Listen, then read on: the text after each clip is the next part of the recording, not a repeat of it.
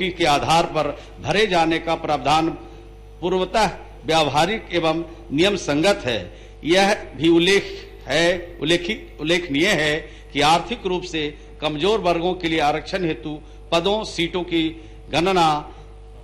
गणना चालू रिक्तियों के आधार पर की जाती है, बैकलॉग रिक्तियों पर नहीं। उपरोक्त के आलोक में बिहार अधिनियम 2019 की धारा 11 को विलोपित करने की आवश्यकता शेष नहीं रह जाती है। माननीय सदस्य महोदय से माननीय मंत्री से पूछना चाहता हूं कि राज्य में 4 वर्ग के लिए पुरुष आरक्षण विद्यमान है, पिछड़ा, अत्यंत पिछड़ा, अनुसूचित जाति एवं अनुसूचित जनजाति। तो क्या मंत्री जी बताएंगे कि पिछड़ा, अत्यंत पिछड़ा, अनुसूचित जाति एवं जनजाति के दे आरक्षण में विनियम का प्रावधान है, और यदि नहीं है तो ईडब्ल्यूएस में विनियम का प्रावधान करने का क्या औचित्य है? दूसरा मंत्री महोदय, माननीय अध्यक्ष महोदय, सरकार द्वारा जो उत्तर दिया गया है वह भ्रामक है।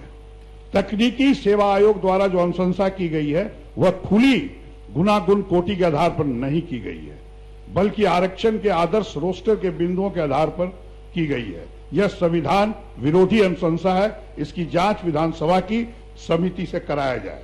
तीसरा मंत्री महोदय, ईडब्ल्यूएस के लिए रोस्टर निर्धारित है जिसमें 7, 17, 27, 37, 47, 97 तक 100 में 10 पद आरक्षित है। तकनीकी आयोग ने कौन सा गणित पढ़ा है जिसके आधार पर 412 पदों का 10% 343 होता है? कृपया इसको स्पष्ट करें। अध्यक्ष महोदय, मेरे पास सब पॉलिसी है, सारा गजट है मेरे पास, ये हम बोलिएगा तो देंगे, मंत्री महोदय जवाब दे दे उसके बाद। अध्यक्ष महोदय, माननीय सदस्य के ध्यानाकर्षण के जवाब में मैंने स्पष्ट रूप से कहा है महोदय, और जो बिहार अधिनियम 2019 है महोदय, उसमें कोई संशोधन की आवश्यकता नहीं है महोदय। और माननीय सदस्य के पास अगर कोई जानकारी है महोदय तो माननीय सदस्य उपलब्ध करा दें, उसकी समीक्षा करा देंगे महोदय, करा करके आगे की कार्रवाई करेंगे।